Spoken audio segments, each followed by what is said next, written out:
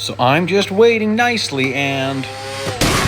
Good grief, man. Okay, McLaren MP4-X Exclusive Series. Let's go to Silverstone. Easiest endurance race in this car that still pays good. Now, what do you do if you get massive distances like this? Well, force close the game, reopen it, and your crew will still be hired. I'll show you that in just a couple of seconds here.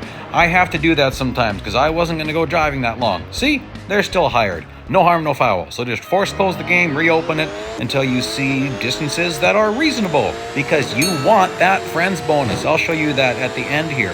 Very important. Okay, so gonna have to take some off-track cuts.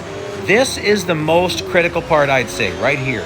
You got to take that just as careful as you saw me doing, and you'll see why that's so important later. Now, this off-track cut here, just be careful with it. You don't want to be sliding around a lot. It's just going to waste your time. You're better off lifting off the throttle a bit than you are sliding.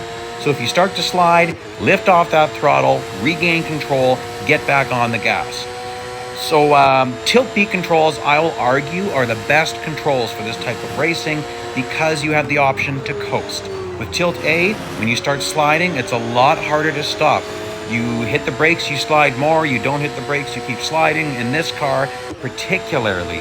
So tilt B is Tilt B is awesome because you can coast. Okay, and this one's also got to be careful there. Don't be afraid to get on the brakes pretty heavy once in a while. This thing can slow down so ridiculously fast. So we're going to keep going till I hit the perpetual point. And what's the perpetual point? I mean, most of you guys would know. That's just the point. Don't do this. Oh, I got lucky. It's the point where you can keep going forever if you want to. It's just up to you, as long as you want to drive. So to do that, you got to pass 42 cars. So don't say to me, hey, I drove the same distance you did and it didn't happen. Yeah, it's not about distance. It's about how many cars you pass. I'm a lot more experienced in this car probably than you are if you're watching this. So it's a little bit easier for me. Although I haven't done this race for many years. I would not do this race for the longest time because Silverstone had a glitch. Well, a few tracks did, but it would happen here the most. And that is if you passed more than 4 cars while off track. So 5, if you pass 5 or more cars while off track, the game would crash 5 seconds later and your time was all wasted. So I refused to run this race for years. Magically, on its own, that glitch got fixed. Unless someone went and fixed it and won't tell me about it, because they have started promoting this type of racing. Not openly, but they've been putting my videos doing this right in the game sometimes. So obviously they support it. They'd much rather see guys do this than outright cheating. Like, yeah, I'm driving off track. That's not legit driving, but this is an endurance race. This is for the purpose of earning currency. I think they're all too happy to have someone spending hours playing this game versus what other people do. So it's data they can show to advertisers saying, hey, look how many hours a day some of these guys spend playing the game. And the advertiser goes, oh, well, maybe we will advertise in your game, right? Right. Okay. So, tilt B controls, you saw that. My steering sensitivity is on 0 for this car. Normally I drive with sensitivity 2, so whatever you're used to, drop it by 2 or 3 notches when you get in this car, because it's more twitchy. All assists off. That means no brake assist, no steering assist, no traction control. Gotta have all that off, or this ain't gonna happen for you, okay?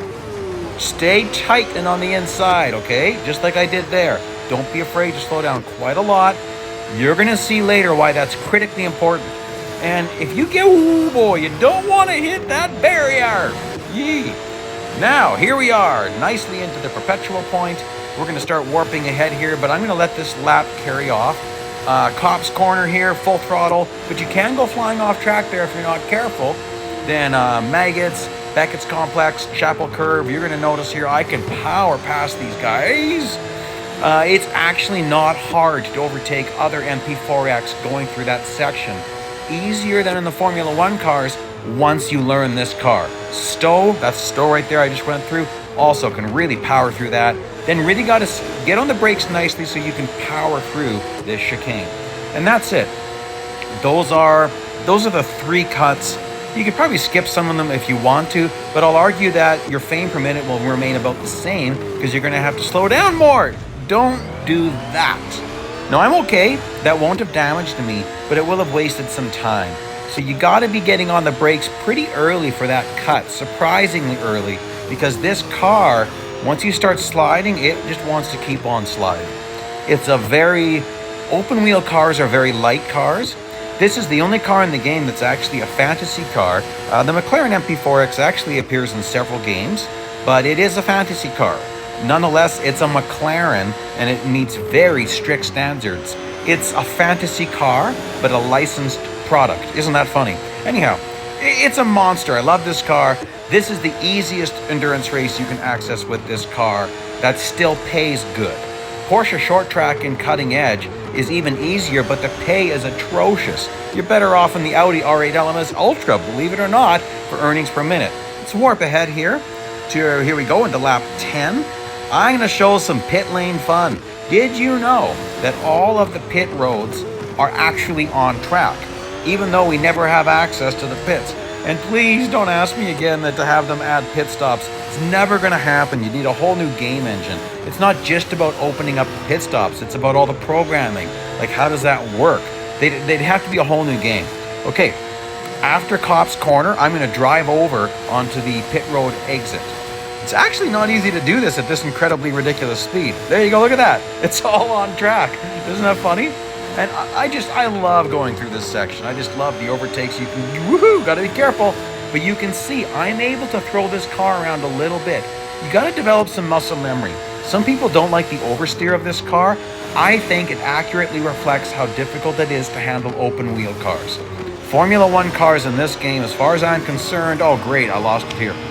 They're a little too easy to control. This is giving you a better feel for what it's like. All right, be aware of the traffic. Remember what I've been saying about this first cut? You gotta be tight and on the inside. Okay, well I drive it in too deep and check it out. That's bad. So the question is, can I recover from this? So the pack just drove off. So I gotta be careful. And right here. That's one fast lawnmower. Yes, that's one fast lawnmower. Did you know there's an official on that barrier? There is. When you've made a big mistake, a guy just did, you want to take it easy for the rest of the lap. Like, you still got to drive aggressive, but dial it back just a hair. You can't afford another big mistake. You don't even want to make another small mistake, because look, there's no one in the distance. Oh, there they are. All right, so my skilled driving enables me to catch up pretty quick. Still, you know, my timer, it's okay. So I don't want to make another mistake for like a couple of laps at least. But still, you can see I'm doing okay. I'll pass somebody here pretty quickly right there. And then I get another 28 seconds at the line. Not much to worry about. Let's warp ahead some more. And this will be the last lap. And when you're taking these cuts, you can end up a little out of sequence as far as where bot creation happens. Good thing I was on the inside, right? That guy almost clipped me. So once in a while, you might notice a funny gap. You might go half a lap or 3/4 of a lap without seeing anybody, and suddenly they're there again. Well, what can happen is you can have cars appearing behind you. It seems like the game eventually loses track of where you are when you're driving really fast.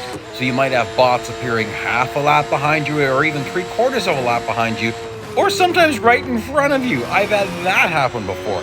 That's hilarious. Recently had a race where I pulled over and stopped for a bit to let a pack catch me and then overtook them again.